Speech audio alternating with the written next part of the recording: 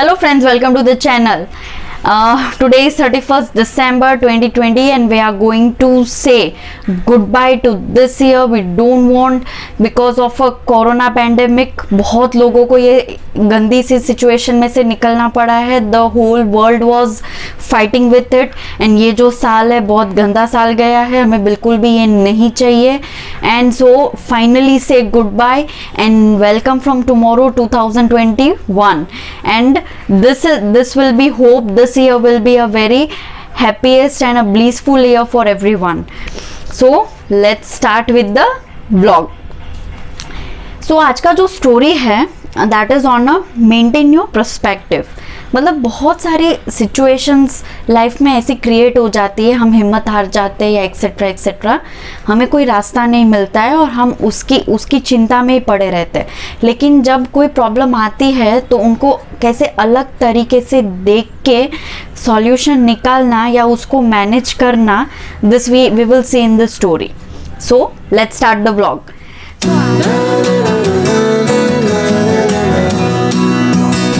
तो आज का जो व्लॉग है दैट इज ऑन मैंने पहले ही बता दिया, that is on maintain your perspective. So story कुछ ऐसी है कि एक बंदा था, बहुत पुरानी स्टोरी है. अभी मैं ये स्टोरी में दो बंदे, मैं दोनों का नाम पहले दे देती हूँ. That is one is a बंदा, सेकंड इज बी बंदा. जो ए बंदा है वो पहले से ही ऑलरेडी एडमिटेड था इन द हॉस्पिटल रूम. थोड़े दिन के बाद उस रूम में बी बंदा आया. वो जो बी बंदा आया उसको दूसरा बेड दिया गया. तो ए बंदा जो है उसका जो बेड था वो विंडो साइड में था, उसको विंडो बेड मिला था. एंड बी बंदे को नॉर्मल बेड वॉल के पास. फिर जैसे ही टाइम गया थोड़ा थोड़ा दोनों में फ्रेंडशिप होती गई, दोनों बिकेम फ्रेंड्स. उसके बाद वो जो ए बंदा था तो उसको लगा कि ए बंदा जो था उनका नेचर बहुत ही काइंड था and he was very polite in nature. उसको लगा क्यों मैं अपने दोस्त का थोड़ा माइंड फ्रेश कर दूँ, उसको थोड़ी हैप्पीनेस दूँ. तो वो हर रोज़ विंडो से जाग के मतलब ऐसे देख के उसको बताता था कि आज मौसम जो है बहुत ही मस्त है. मतलब स्काई इज़ ब्लू, ट्रीज़ जो है आज हवा भी बाहर बहुत अच्छी चल रही है, ट्रीज़ आर ग्रीन. मतलब इसमें ये ट्री जो है इसमें ये फ्लावर आया है, उसमें वो आया है. फिर जो बाहर पार्क है उसमें आज ये लोग ने ये किया, कोई लड़के झगड़ा कर रहे थे, फिर कोई है वो योगा एक्सरसाइजेस कर रहे थे. ऐसा सब मतलब उसको विजुअलाइज कराता रहता था, पिक्चराइज कराता रहता था बोल के. And which was very interesting.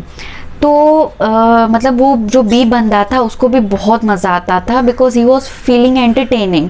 And उसकी जो बीमारी है वो अपने बीमारी के बारे में भूल जाता था फॉर अ फ्यू आवर्स, जब तक वो उसको एंटरटेन करता था तब तक. उसके बाद क्या हुआ, जैसे ही टाइम गया धीरे धीरे ए बंदे की जो तबीयत है वो बिगड़ने लगी. He was feeling very low. तो फिर क्या हुआ, उसको बी जो बंदा है, बी बंदा, उसको ऐसा लगा कि यार अब इनके साथ मेरे को मज़ा नहीं आ रहा है. अभी देखो बी बंदे ने थोड़ा सा मतलब के साथ रिलेशन रखा था, उसको इतनी मैच्योरिटी नहीं थी जितनी ए बंदे में थी. ए बंदे देखो जैसे वैसे तो देखा जाए तो दोनों का कोई भी रिलेशन नहीं था, बस एक रूममेट होने के नाते दोनों के बीच में फ्रेंडशिप हो गई थी.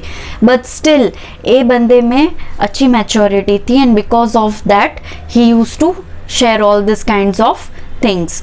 तो बाद में जैसे ही ए बंदे ने ये सारी चीज़ें बंद कर दी करनी तो बी बंदे को बहुत फ्रस्ट्रेशन शुरू हो गया क्योंकि उसको आदत हो चुकी थी ए बंदे की. एंड देन जैसे ही ये बंद हो गया तो उसको फ्रस्ट्रेशन होने लगा और उसको धीरे धीरे गुस्सा आने लगा बी बंदे को कि यार अब ये क्यों ऐसे नहीं कर रहा है, मेरे को तो बहुत बोर फील हो रहा है. तो उनको हेट करने लगा. तो बाद में जैसे टाइम गया एक रात ऐसा हुआ जो ए बंदा था उसकी तबीयत बहुत बिगड़ गई और उसको ब्रीदिंग में प्रॉब्लम हो रही थी. अभी ये जो बात है वो बी बंदे ने ऑब्जर्व की, लेकिन उसका जो एंगर था ना वो उसको नर्स के पास उसने जाने नहीं दिया. मतलब उसका एंगर ने ये बोला कि ये नहीं करना है, मुझे उसकी हेल्प करनी ही नहीं है, वेरी एंग्री.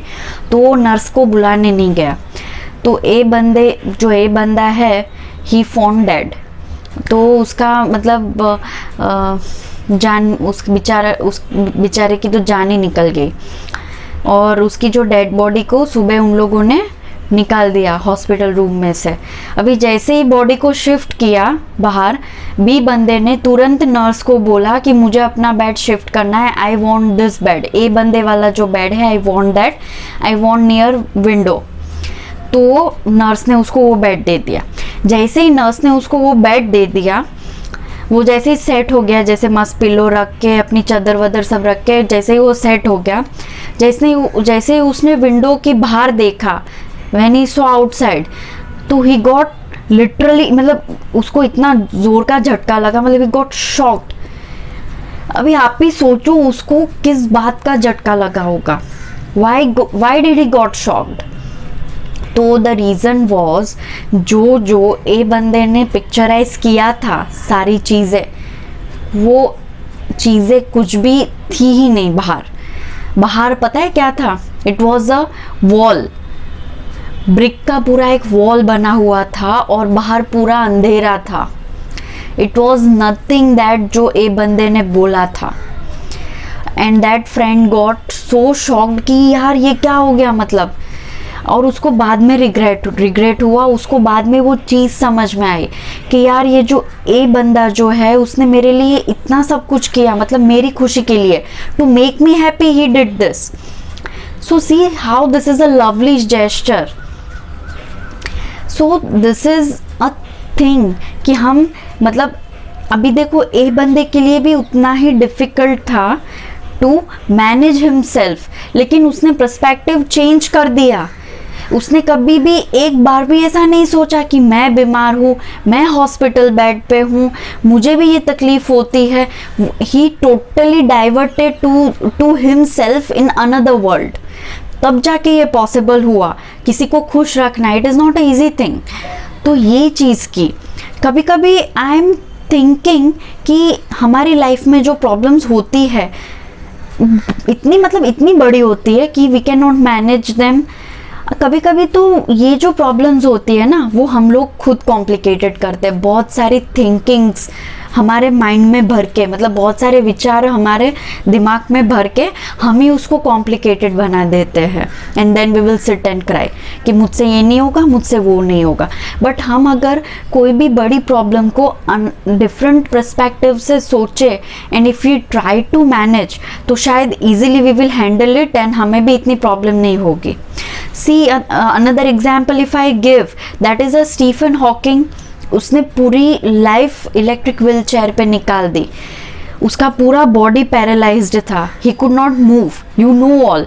लेकिन फिर भी यार उसने अपना नाम बनाया पूरे वर्ल्ड में। Everyone knows him. कैसे होगा ये, मतलब कैसे हुआ होगा ये? अगर वो यही सोचता रहता कि मुझसे तो हो ही नहीं पाएगा बिकॉज आई एम पैरालाइज्ड, तो नहीं कर पाता, कुछ भी नहीं कर पाता वो। बट उसने कुछ अलग पर्सपेक्टिव से देखा होगा। Because of that today he is so famous, right? So this is a way how you can do, we can manage. बस पर्सपेक्टिव चेंज करने की ज़रूरत है। किसी मतलब कोई भी चीज़ों में सबकी सोच अलग होती है, सबका करने का तरीका अलग होता है।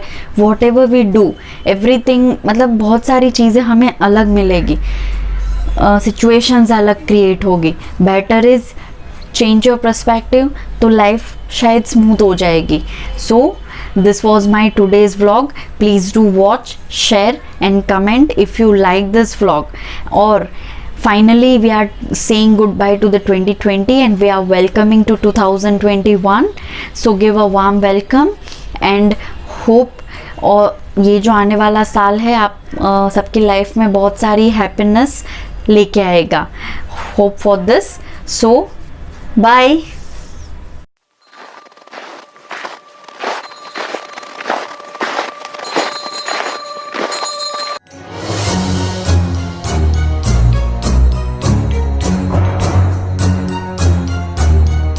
Ho, ho, ho.